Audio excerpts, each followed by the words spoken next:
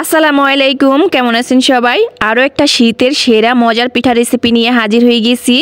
আজকে আপনাদের সাথে আমি মেরা পিঠা রেসিপিটা শেয়ার করব। শীতকালে যদি এই মেরা পিঠা তৈরি করে না খাওয়া হয় তাহলে যেন শীতকালে পিঠা খাওয়াটাই অসম্পূর্ণ থেকে যায়। আমি তো সব সময় অপেক্ষা করি কবে শীত আসবে আর এইরকম মজার পিঠা তৈরি করে খাবো।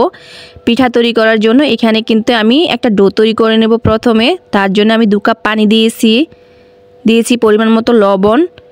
এখন লবণ পানি খুব ভালো করে নেড়েচেড়ে মিশিয়ে একটা বলক তুলে নিচ্ছি। পানিতে বলক চলে আসলে এখানে দিয়ে দিচ্ছি শুকনা চাউলের গুঁড়া। আমি শুকনা চাউলের গুঁড়া দিয়ে ডোটা তৈরি করে নেব। তবে আপনারা যদি ভিজা চাউলের গুঁড়া নেন সেক্ষেত্রে পানির পরিমাণটা কমিয়ে দিবেন। এখানে আমি 2 কাপ শুকনা চাউলের জন্য কিন্তু 2 কাপ পানি দিয়েছি। এখন চালের গুঁড়াটাকে আমি নেড়েচেড়ে একটু মিশিয়ে দিচ্ছি আর চুলা আঁচটা আমি মিডিয়াম টু লোর ভিতরে করে দিয়েছি। এখন একটা ঢাকনা দিয়ে ঢেকে এটাকে আমি 5 মিনিটের জন্য রান্না করে নেব। 5 মিনিট পর আমি ঢাকনাটা খুলে নিয়েছি। এর মাঝে আমি আবার একটু ডোটাকে নেড়ে চেড়ে দিচ্ছি। ডোটা দেখলেই কিন্তু বোঝা যাচ্ছে ডোটা খুব সুন্দরভাবে সিদ্ধ হয়েছে। এখন একটু হাত দিয়ে আপনাদেরকে চেক করে দেখিয়ে দিচ্ছি ডোটা খুব সুন্দর করে সিদ্ধ হয়েছে কিনা। এখন একটা সাইডে এটা নামিয়ে রাখবো। এখন আমরা নারকেলের পুরটা তৈরি করে নেব। এখানে আমি ফ্রিজে রাখা 2 কাপ নারকেল কোড়া নিয়েছি। 1 কাপ দিয়ে দিচ্ছি খেজুরের গুড়। আপনারা চাইলে এখানে চিনি দিয়েও কিন্তু এই পুরটা তৈরি করে নিতে পারেন।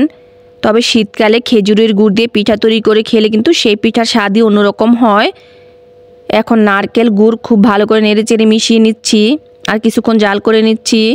এখানে আমি আর কোনো রকমের পানি দেইনি। নারকেলটা জাল করার পরেই কিন্তু দেখুন কতটা পানি উঠে গেছে নারকেল থেকে। এখন অনবরত নেড়েচেড়ে এটাকে রান্না করে নেব যতক্ষণ না পানিটা শুকিয়ে আসছে আর আঠালো আঠালো হয়ে আসছে। এখানে আমার নারকেলের পুরটা তৈরি করা হয়ে গেছে আর ডোটাও কিন্তু আগের চাইতে অনেকটা ঠান্ডা হয়ে গেছে। তবে এখানে আমি পুরোপুরি ঠান্ডা করে নিইনি, হাত দিয়ে ধরা যায় এরকম ঠান্ডা করে নিয়েছি আর ডোটাকে খুব ভালো করে মথে নিচ্ছি। এটাকে আমি 5 থেকে 6 মিনিটের মতো সময় নিয়ে খুব ভালো করে মথে নেব। এতে করে আমার পিঠাগুলো সুন্দর হবে, পিঠা তৈরি করতেও সহজ হবে। এখানে আমি 5 থেকে 6 মিনিটের মতো সময় নিয়েছি আর ডোটাকে একদম মসৃণ করে তৈরি করে নিয়েছি। এখন এই ডো থেকে আমি লেচি কেটে নেব। আমি যতটা পিঠা তৈরি করতে চাই ওই পরিমাণে লেচি কেটে নিচ্ছি। সবগুলো লেচি কাটা হয়ে গেলে একটা লেচি নিয়ে নিচ্ছি, হাতের তালু দিয়ে আবার একটু ডলে নিচ্ছি। তারপর একটা বলের আকৃতি দিয়ে নিচ্ছি। এখন আঙ্গুলের সাহায্যে আমি একটা বাটির শেপ তৈরি করে নিচ্ছি। এটা আপনাদেরকে দেখে বুঝে নিতে হবে আমি কাজটা কিভাবে করে নিচ্ছি। একটা বাটির মতো তৈরি করে নেওয়া হয়ে গেলে এখন আমরা দিয়ে দিচ্ছি পরিমাণ মতো নারকেলের পুর।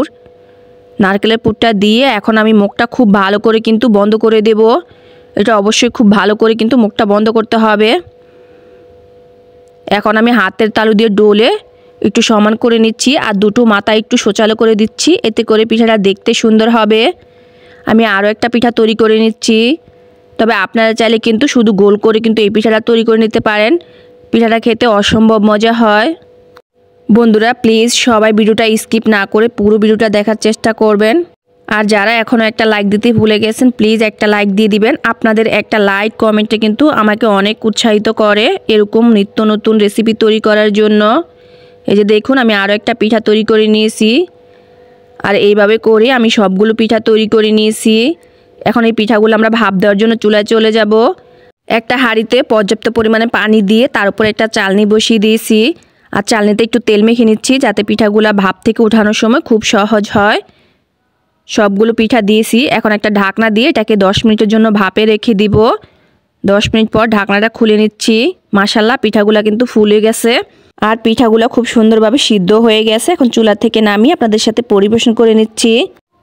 দেখলেন তো খুব ঝটপটে কিন্তু আমাদের দোল্লা পিঠা বা সাইনা পিঠা তৈরি করা হয়ে গেল।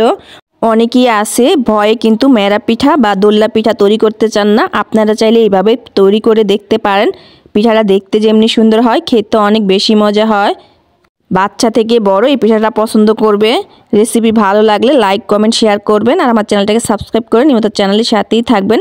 আল্লাহ হাফেজ।